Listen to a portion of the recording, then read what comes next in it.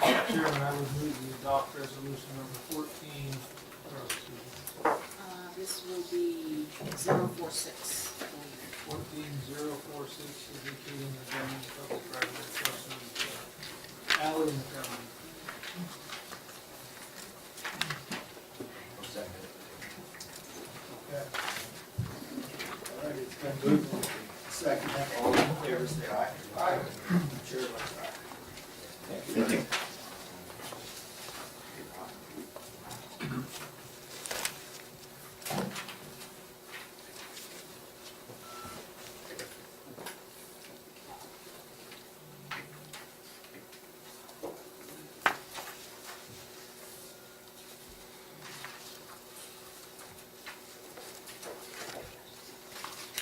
Well, the next item we'll take up is our 10:15 public hearing.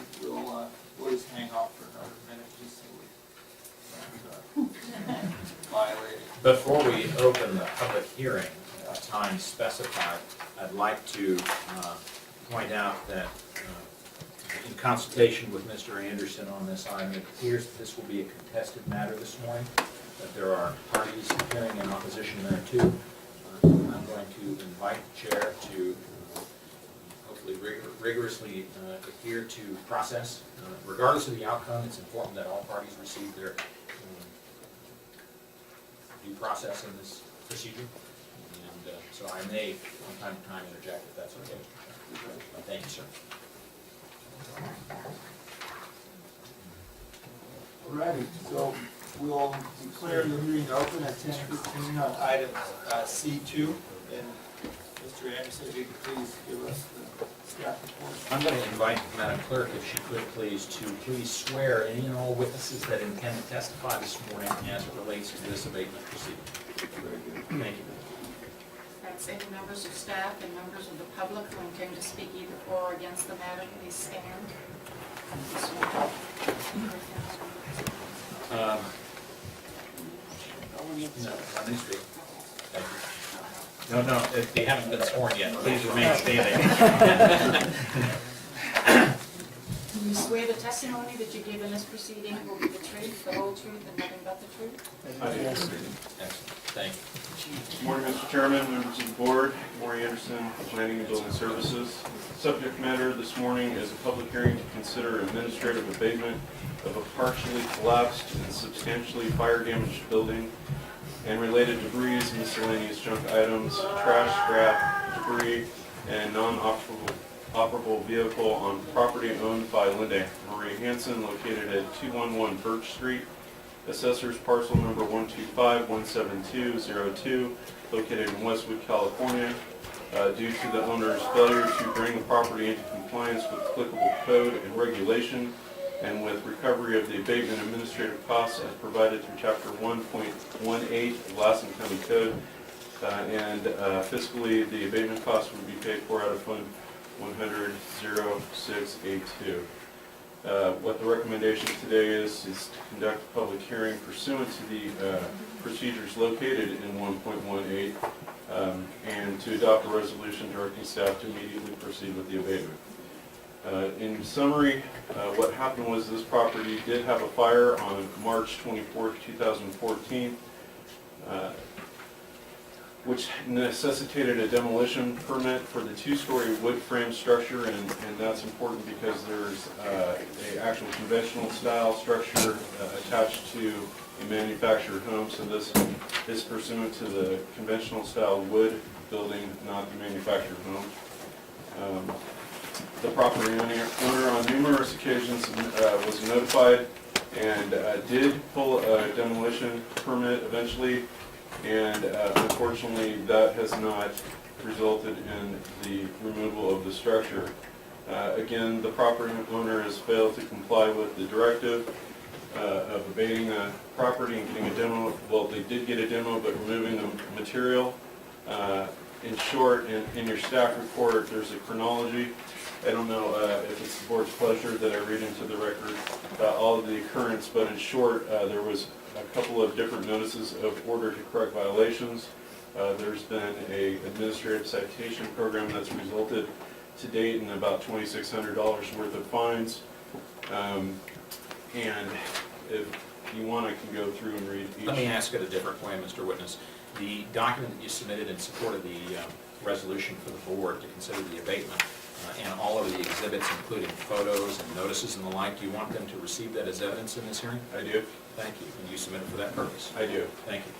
And so ultimately, the cost of the abatement is estimated to be between $15,000 and $20,000. We are ready to proceed. Public Works has perfected the contract, and staff recommends, based on, this is a very dangerous place, and it's been allowed to be in this condition for too long, frankly. Winter is around the corner, and given the snow loads in Westwood, we're very concerned that a bad situation becomes worse. Again, the property would be liened. Eventually, we would be in a position to collect both the citation money, staff time, as well as the cost of abatement, provided that the property is worth that. So remains to be seen, but it looks like it might be a push. So I guess I would entertain any questions. Let me, if I may, before we go to that, Mr. Witness, again, that document that I talked about a moment ago, is that a 54-page document? Can you just confirm that so we have that? 46. No, 46. for everyone. I show 54. It is. Okay, very good. And did you also take possession of some comments from citizens supporting the abatement? I did, and I was going to Can I let have the those, board please? have any questions they might have of my presentation before I enter correspondence. But Oh, there you are. all right. And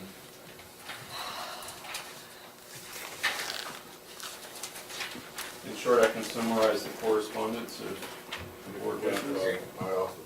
same. There are 7 letters of support for the demolition of the property and the abatement.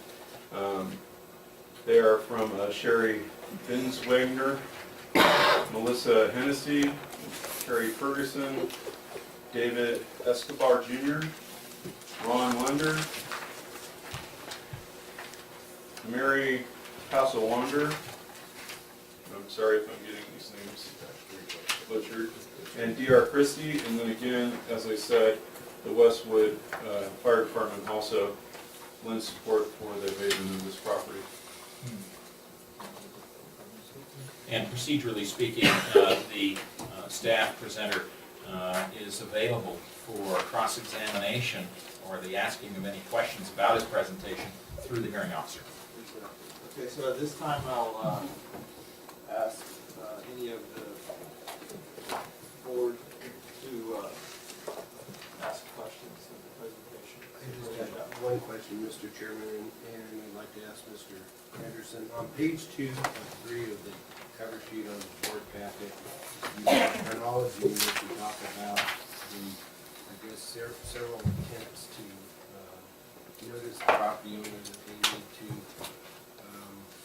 correct the situation. I know recently we had a controversy in the boardroom where a family was impacted by a fire out in the Johnsonville area, and one of the criticisms that was leveled against the department was the fact that they received, before the clothes even stopped smoldering, if I can paraphrase what was written in the newspaper, a notice with a procedure as to what was required of them to take care of the damaged site. And I was just looking to see, was that same kind of notice issued to these people, or is it the notice on May 2nd here that's listed, the one that was similar to the one that was sent to the... Oh, I can answer, firstly, the property, the fire and the notice to do not enter was done the same day. And That was done on March 24th. 24th. Is that what prompted on March 25th, according to the narrative or chronology of the visit to the Planning and Services Department by Ms. Linda Mary Hanson? correct. Okay, I just want to make sure that that's...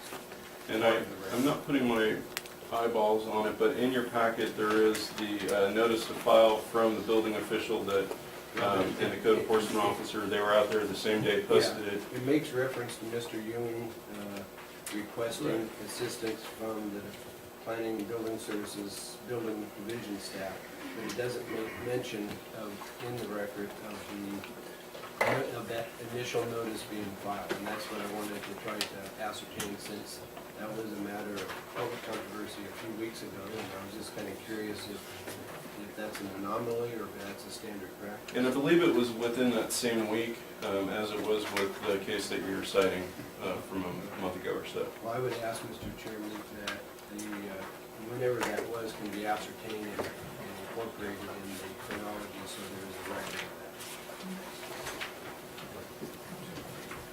that. And I just might add, before, the photographs in your packet are printer was going out as it was happening, and we do have those if you want to see them in color.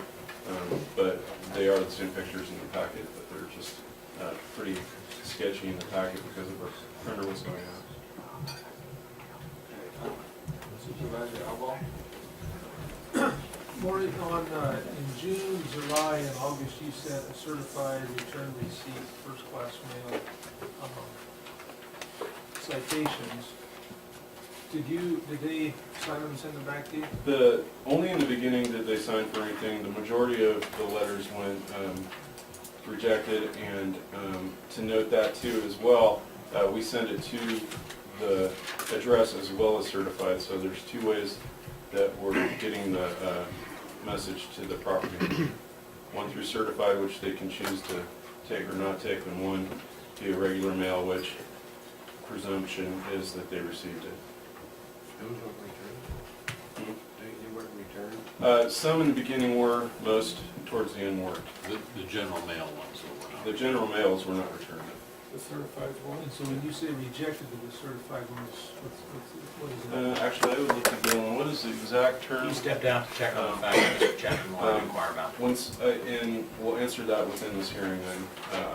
I can get the file and get what it is when somebody does not take the mail.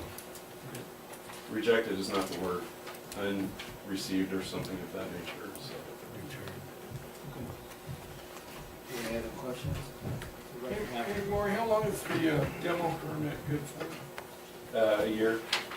But, in this case, when there's, the demo permit would have been the right thing to do, and if it was moving in the right kind of fashion quickly from the beginning, it would be one thing, but there's a threat of a nuisance, there's threat of danger here, so that's why staff was not willing to wait around for a year to be before the board. And as I said, winter could be an added concern with this open roof and everything that's been burnt. I guess, this is a moot point, but I guess there's no insurance involved in this fire? I don't have the I believe that the landowner is here today, so those are questions perhaps would be better directed towards them. Supervisor Powell, do you have any questions of the staff report? Not at this point, no. So, at this time, we're gonna invite the landowner, if he has any questions.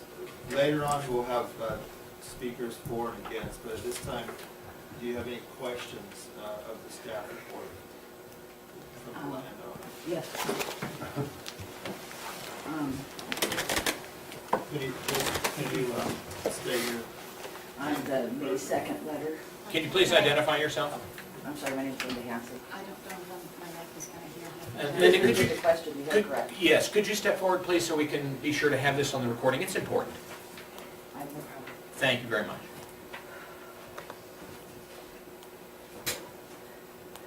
This is, I don't speak in public, so Okay. just ignore me. and this is the opportunity to question the report presented by Mr. Anderson, not necessarily to make independent statements of your own. If you need a chair, there's uncertain one that someone will give up to you. Okay. My name is Linda Hanson, and I own property there. My question is, on the May 2nd letter, you state that you sent me a letter informing me of information to do with the property on the 28th of March. I never received a letter, and if there is one, could I please have a copy? Yes. Because it's not in any of the paperwork you turned in, and I've never seen it. I'm going to confine you to questions Oh, sorry. rather than statements, thank you. Sorry. It's a common thing. That was pretty much it. There's a lot, sorry. We'll have an opportunity later for you to speak, for or against. This was just if you had any questions of the information. That was the only question. Okay, Thank you. thank you. Are there any questions by the audience of the staff report? Okay, alrighty, so we'll move down to correspondence. Is there any correspondence we want to introduce? Just the correspondence that was entered in during the presentation. Mr. Chairman, I might point out that the copy of the May 2nd letter that Mrs. Hanson was asking for, a copy, is page 27, 28, 29, and 30 of the whole packet. So if she needs a copy of that, it's in the packet, and I'm not sure if she Doesn't have reference. she got the packet or not, but if she didn't, I was going to say, I didn't want to have it. She was asking about a letter that was referenced in the May 2nd letter, which Right. dates back to March. March 28th to be particular. Yes. And, very good. Okay. So, if there's no other correspondence, and at this time, I'll call on anyone in the audience that would like to speak in opposition to the proposed action. Most particularly the owners or tenants of the property. Yes. Thank you. Now is your chance to come forward if you'd like, Linda. We need to ask you to come forward for the specific reason of we have one microphone functioning, not to put you on the spot. Sorry, just don't expect me to look up. And your name again, please.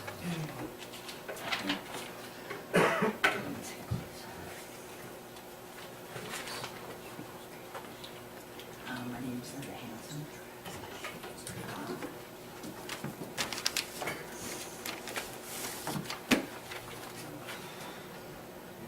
On the information that was turned into you, I have this if you want to put it in for evidence. It's, And what is that? This is the same thing that you just had, Ham, the 53 pages, Okay. with highlights and notes on the pictures, because some of them are duplicate pictures, some of them are after things have been removed. and- I don't want to have any hand in shaping whatever you want the record to include. Well, And this is so, just things that are highlighted on it that are not accurate or questionable. and if you'd like that to be received and considered, then you should present that.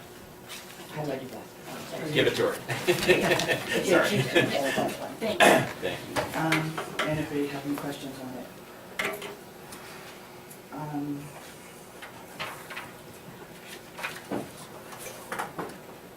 Okay, I just talked about the March 28th letter informing us of violations. We were never informed of the violations at that point.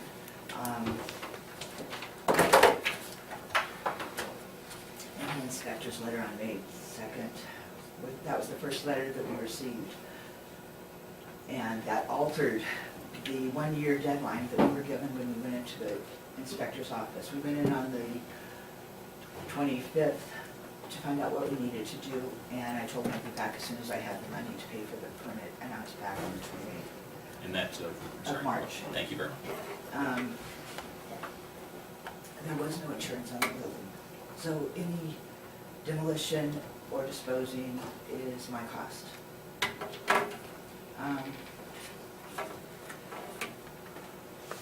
When I picked up the permit, I made a point of walking back into their office and up to the counter, asking for a pamphlet, brochure, anything that had information on, or procedure on demoing the building.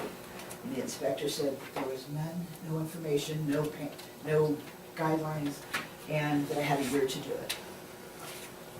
So those are the things that I was going by. I'm out of town, I take care of my granddaughter who's a year and a half old and my 91-year-old mother, 6 days a week. William Thomas is around there, he does not act as my agent, and he shouldn't be yelled at or threatened. But because he is coordinating the demo, he'll go over some of the highlights of the progression on it. one of the questions I probably should have asked, was our residents red tagged because they didn't see us at the fire? Well, we saw the roof blown off, holes cut in the wall, heard pipe bombs go off from upstairs. And I'm sorry, but could you have stood there and watched your house burn down? And had people coming up to you and well wishers, nothing bad, but I couldn't handle it anymore. We informed one of the officers before we left the site. When we returned, we talked to Forrest, who is the Westwood Fire Department chief, and Deputy Russell had several statements to make with regards to the red tag. And we were informed that we'd be arrested if we entered it, in the building at all, under any circumstances if he even heard that we entered it. Because Lassen County red tagged our home, and our side of the building was smoke damage. I do have a layout right here of the building. This is the portion that we live in, this is the portion that burned. This was the two-story area. Because we weren't able to be there. We've been robbed approximately 13 times since March 24th. Forcible entry, using a chainsaw, hammer, axes, breaking windows. By the way, we're across the street from the substation out there. With only one arrest, and the charges were dropped on that arrest. The last 2 times, no deputy responded after calling dispatch. I turned in 14 pages of items that were stolen from my home. We had to spend the majority of our time dealing with the aftermath of being robbed, closing the building up again and again and again. The day before the fire, we had just rebuilt the fence in the backyard that's now been kicked down again. And in the pictures that you look out there, I wrote on the copy that I gave you the stuff that doesn't even belong to me. That they've been asked to come and take their stuff and they haven't. One second. Because of the red tag that Lassen County Inspector stopping at, because of the red tag, the Lassen County Inspector had stopped the fire inspection. I'm left to believe that there's an electrical fire that was started in the building per Lassen County, that, for a permit that I paid for, should not even have a drop going to it. On 5/1, I verified, 5/1, I verified, is that right? Yeah. I verified that there should not have been a drop or power to that building with the county inspector, that he was a temporary that we located.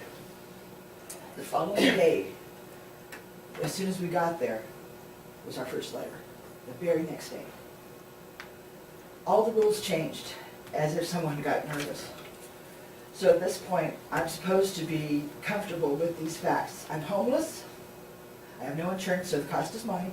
I'm been repeatedly violated by thefts. The county not only stopping any chance of William Thomas doing his artwork and income,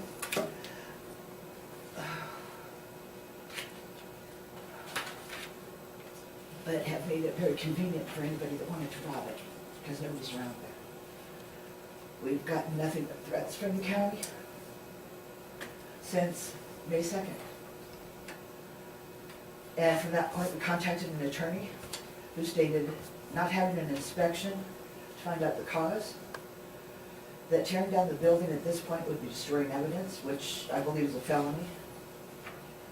We were left with no explanation as to how we could have an electrical fire in a part of the building that Lassen County's fire building department says should not have a drop, yet it does, let alone any power. I have every intention of cleaning the lot and demoing the building, but not without inspection, and I'll pay for it privately if necessary. The County of Lassen has never had personal contact with me with regards to any changes, I have a calendar that shows when I'm at my mother's house for 3 or 4 days a week, and when I'm at my daughter's house 3 days a week. the first I heard of them was on 5/2, and there were all the rules changed, and I followed the new rules. And I followed the timeline. Before 6/2, a 10-yard trailer and a 15-yard dumpster, which I have a receipt from the dumpster place, as well as several clamper truckloads.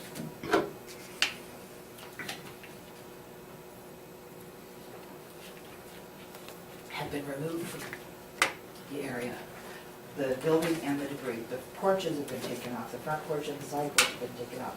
All of the debris in the picture is noted on the one that I did, that all the debris that it's showing there, that's all gone because we've had the dumpsters out there. So as far as the fines and stuff, I'm sorry, but you need to remove those fines because they're not justified. I did all of this before 6/2, which is the date that I was given on the May 2nd letter. And I just ask you to let me move forward with my attorney hiring an investigator, and I'll let Bill go over what they've done as far as removing the debris. And that's all I have to say, if you have any questions. So when so you don't have really an issue with your building coming down, you want to get the investigation done first? Wouldn't you? Yeah. I mean, I have no idea why I had an electrical fire in a wall that has no power, supposedly. The whole part of the building, if you look at it, right here, okay, this whole part of the building right here, the small piece right here, we have a drop that comes to this side of the building right here. That was the area that we were living in. The drop that goes, there's no drop going here. The drop that goes here was one line going to 3 meters. When we had the power turned on, when we returned from Idaho, we asked that this drop be the only one activated. When the inspector came out to inspect it, he stated that he wanted no power to this part of the building because we didn't know the integrity of the wiring there, and that they were to come and move the drop to this portion. I have pictures if you'd like to see them. This was not done. They refused to do it. And Who refused to do Elman. So now, at the fire, right here started, right at the power boxes. But there's no power to that building. That's what the fire department was told. That's what everybody's been told, and it's completely different. So, I have no problem in removing the building. I have no problem in getting rid of the debris. I will borrow money to take care of getting rid of the stuff. I don't have a problem with that either. I just need to not be threatened, not have people yelled at when they're there, and not be robbed. I've had to remove my things from the building, and that's what a big part of it, my time, that I come up here, because I'm only here 1 day a week, if that. And I haven't been here for over 2 months. Because it makes me sick to come up here and have to deal with it. And to see who's selling or who's got my stuff in the front yard. If the county though were to do the demo, I mean, would it, and if it was, Well, I can get it done for less than half of what their low end is, so why would I want to pay them that much money? We already have a bid on it, Bill can explain it. does anyone else have a question? On this dropping thing, On what? I don't quite understand the drop, The power line coming from the pole? well, I get that part, but you're saying you had power going into one part of your building but not the other, but the other is what burned up? Right, So exactly. somebody was living in your house unbeknownst to you and maybe No, rerouted no. the wiring? No. What I said was, here's where the power mast is, on this, the part that built, that burned, and just below that are 2 meters, or Right. 2 meters. When we came back from Idaho, we called the power company and asked that this power mast have the drop moved to this power mast. And that's what the county inspector called on William's phone and requested from the installer or technician. And this, where we were living, does not have a drop, it has its own breaker box.